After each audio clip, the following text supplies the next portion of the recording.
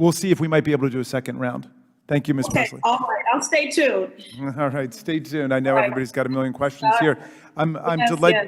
delighted to come to the distinguished gentleman from Texas, Mr. Sessions. You are now recognized as the first questioner on the minority side for your 5 minutes. Chairman, thank you very much. I did request that time a few minutes ago, and I appreciate the gentleman living up to that. We talk about this issue as being bipartisan, but I think we also need to include all the facts of the case. If you look at CDC, provisional data from CDC indicates that there were an estimated 100,306 drug overdose deaths in the United States during a 12-month period ended in April 2021, a 28.5% increase from the 78,056 deaths during the same period the year before. The new data that estimated drug overdoses to 75,000 12-month period ended April 21, up from 56,000 the year before. So we're now headed to increase that substantially. Marijuana and drugs are crippling. They cause addiction, they cause crime, and they cause mental issues. And today, I think it's important for us to know, as people attack the police department, police are there to help secure communities, to save people from criminals and dangerous products. During my lifetime, we've gone to where we stopped allowing cigarette smoking in public, but now openly allow marijuana to be just used all over the place in communities that cause harm. In the state of New York, in the year 2000, they implemented criminal justice legislation whereby it eliminated cash bail for non-violent felonies. And yet, the man was arrested just a few weeks ago with 20,000 fentanyl pills. Each of the pills would be expected under that man's thinking to be broken up and used a number of times. But 20,000 fentanyl pills, was arrested, no bail. He was let free. It is important that we look at the facts of the case about what marijuana does to children, to families, to women. Last year, more drivers experienced serious crashes or deaths with cannabis in their system than any other drug. In 2020, 27% of drivers who were injured or killed in a motor vehicle crash tested positive for marijuana. The bottom line is, it is addictive.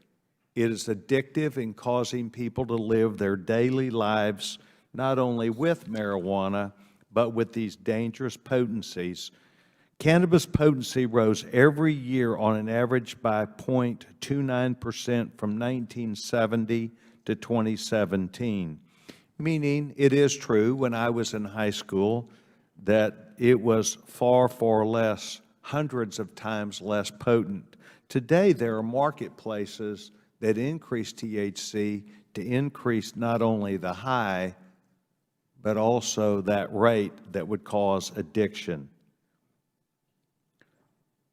It is important for us to know that the most popular strains in Colorado range from 17% to 28% THC by 2017. 400% increase from 1970.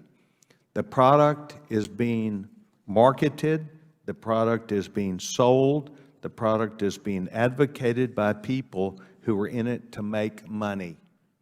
Slavery made money also, and was a terrible circumstance that this country and the world went through for many, many years. I began watching Drugs, Inc., which is a 6-year or 7-year program that is on National Geographic. And they talk about both sides of the drug industry. They talk about how these drug dealers go make money, they carry weapons, they threaten people, they kill families. This is what the industry is. It is not the pretty opportunity that has been presented today. Over 300 people between the ages of 18 to 35 die every day of drug overdose. We hear today veterans, and I appreciate the gentleman for his service and other veterans who've taken time to be here today to present their story. And we do respect you for your service.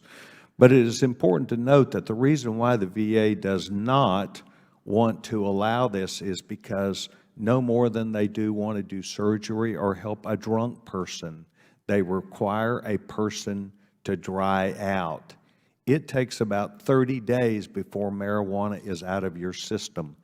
And many of the issues that these people deal with the VA are related to receptors, things that cause pain in their body. Marijuana, THC, directly affects receptors, which means that false positives or not the real circumstance would be understood by a treating physician at the VA. And so they don't, just like they don't want to treat a person who's drunk, they don't want to treat people and get something that is not the actual occurrence. So, Mr. Chairman, it is my hope that next time that there would be one of these hearings, the more facts of the case about the open harm to our children, to our communities, to this country, of the people who are able to go to work, the people who provide transportation. And all I can tell you is I got involved in this years ago when there were many deaths on our highways and in our train systems because people were high.